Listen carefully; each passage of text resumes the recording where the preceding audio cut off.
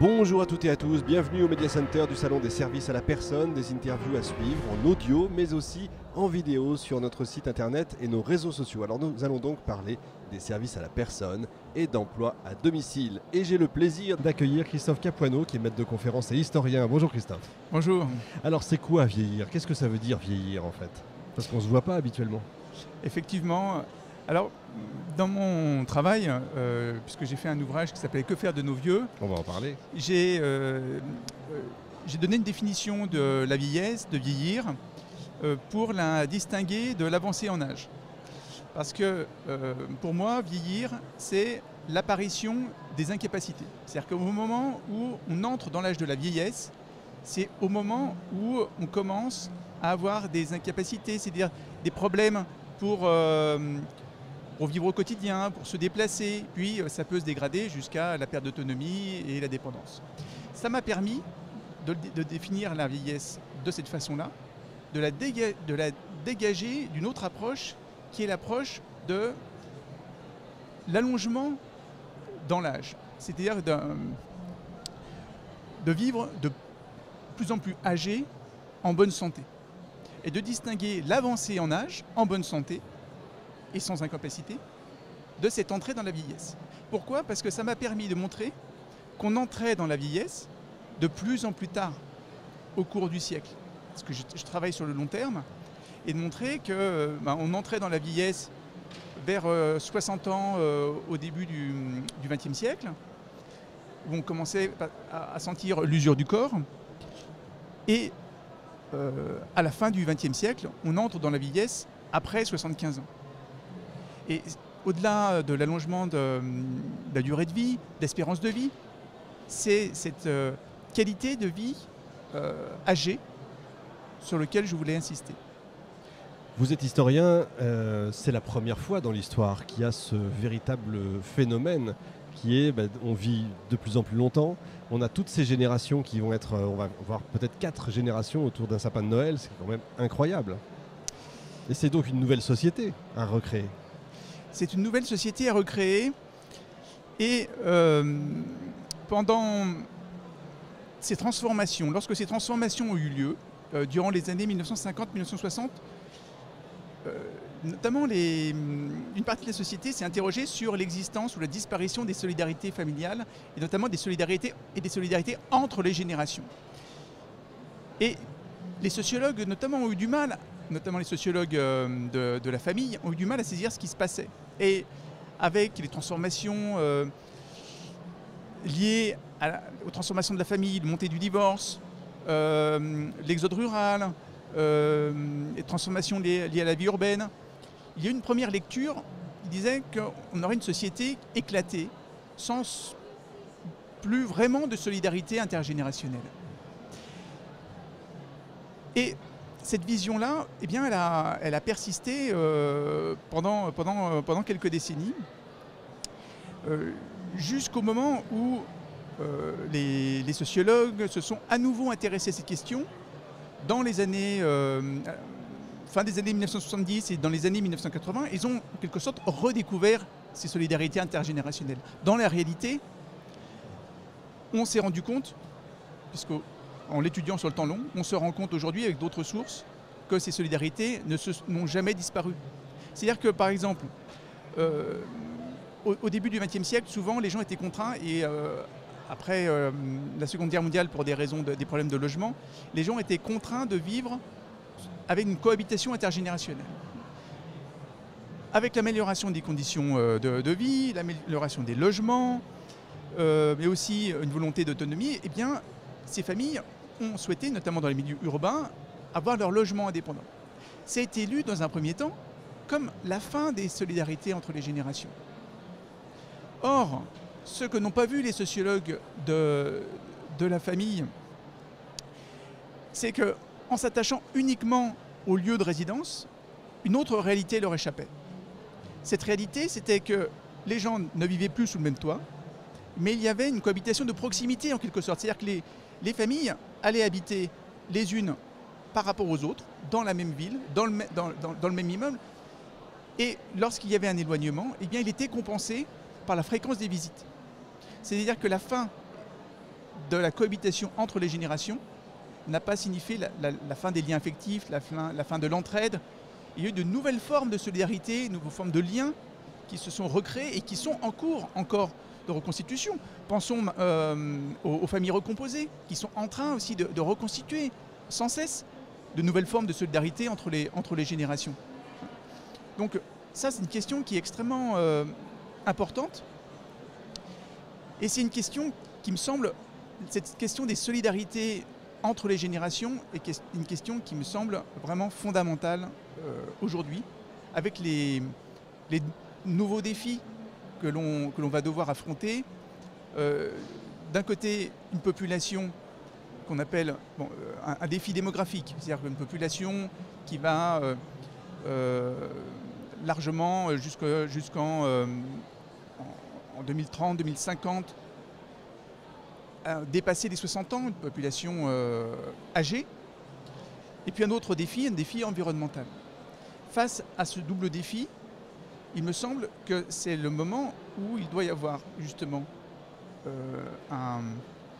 une convergence des générations pour lutter contre ces doubles défis du XXIe siècle. Une forme de solidarité, c'est les fameux aidants familiaux. Tout à fait. 61% de ces personnes sont des actifs.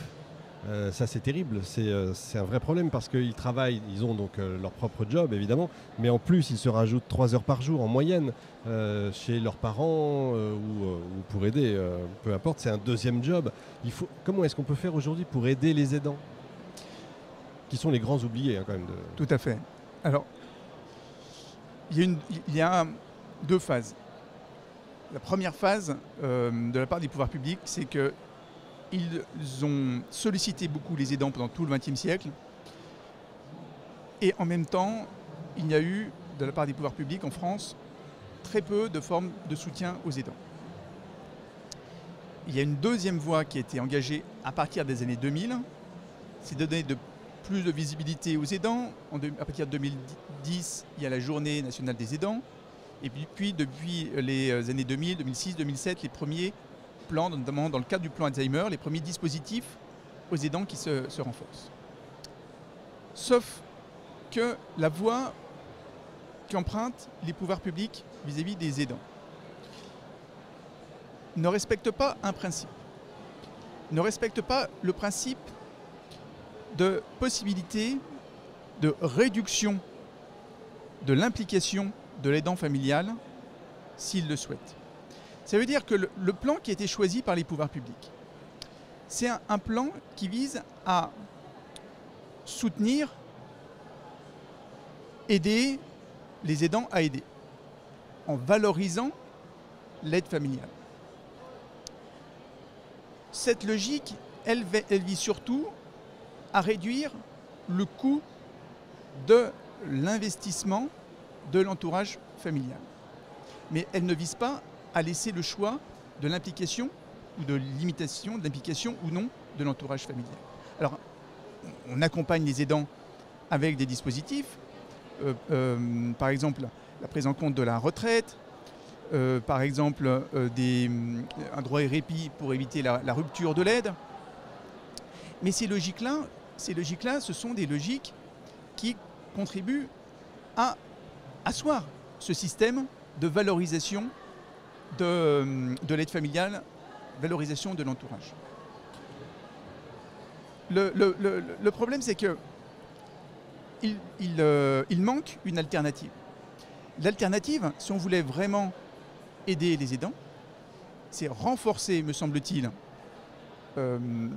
les services formels, les services professionnels, renforcer le champ médico-social, puisqu'on se rend compte, il y a une enquête qui a été menée en janvier 2019 à la demande de l'UNA et à partir des services de l'UNA pour envisager les besoins d'aide. Bon, on se rend compte qu'il y a 10% de la population française qui n'accède pas aux aides à domicile en raison du manque de ressources financières, pour un problème également de soutien des pouvoirs publics et également en raison d'un manque de personnel de professionnels. Et puis il y a aussi un manque de recours. Il existe aussi un non-recours au droit, notamment parce qu'une partie de l'entourage familial n'a pas tout à fait confiance dans la qualité de ce service professionnel. Alors, aider vraiment les aidants familiaux, c'est renforcer la qualité, c'est développer, consolider ce champ de l'aide professionnelle et permettre par ce biais de limiter, s'il le souhaite, l'investissement de l'entourage familial et les conséquences sur l'entourage familial, les conséquences elles seront forcément bénéfiques en matière de santé, en matière de qualité de vie, en matière de conditions de travail de cet entourage. Il y a beaucoup par exemple dans l'entourage familial, beaucoup encore aujourd'hui doivent arbitrer entre assurer l'aide d'un proche et mener une vie professionnelle ou mener une vie professionnelle à plein temps. Bien sûr. Allez Christophe, il nous reste quelques instants. Vous êtes historien. Quelle est la plus belle période pour les vieux de l'histoire? La plus belle période de l'histoire? Celle qui a le plus considéré ces vieux. Alors, je reprends exprès le titre de votre livre. Tout à fait. La période qui a considéré ces vieux, il y a différents moments. Le moment de l'Ancien Régime est un moment où on a valorisé la vieillesse en termes d'expérience, l'ancien. Et durant l'Ancien Régime, la personne âgée avait une place tout à fait centrale dans la société. Et puis, à l'époque contemporaine, il y a un deuxième temps qui est plus technique peut-être, mais c'est la période qui s'étend, qui est très précise, de 1975 à 1997, au moment où les personnes âgées, notamment les personnes âgées dépendantes, ont pu bénéficier des mêmes prestations, des mêmes services que les personnes en situation de handicap, au nom de la solidarité nationale. Et à ce moment-là, eh bien, elles avaient accès à des prestations